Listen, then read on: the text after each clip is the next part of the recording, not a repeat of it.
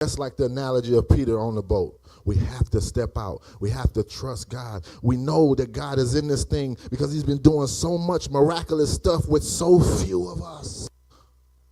We've impacted thousands of people. It's a handful of us, less than the 12. And so if you see that God's hand in it, it shouldn't be so hard to believe in it. And if you believe in it, all you got to do is act. Remember, faith is when your beliefs and your actions intersect. And so there was a small church in a small town that decided they were done playing it safe. They were struggling. They barely had enough people to keep the lights on. But the pastor felt God saying, build a bigger sanctuary. And this didn't make sense. They didn't have the money. They didn't have the people, but the pastor obeyed and they stepped out in faith. And so I want you to understand what happened after they trusted God. As soon as they started building, people started showing up.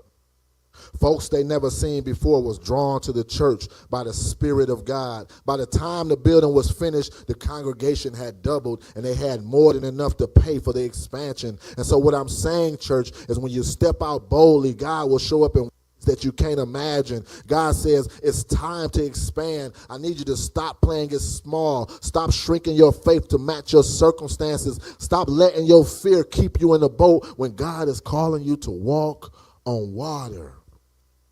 He says, don't hold back. And so my next point, and this point ministered to me. Expansion without preparation leads to collapse. Amen. Expansion without preparation leads to collapse. He says, lengthen your cords, strengthen your stakes. He says, don't hold back. Lengthen your cords, strengthen your stakes. In other words, pull the cords out and start hammering the stakes into the ground.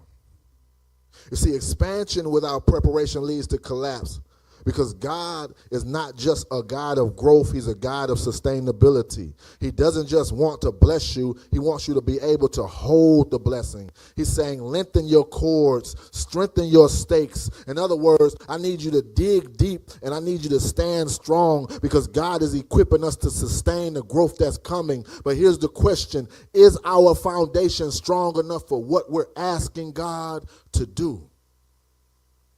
Are our cords long enough and our stakes deep enough in the ground to handle the weight of his promise?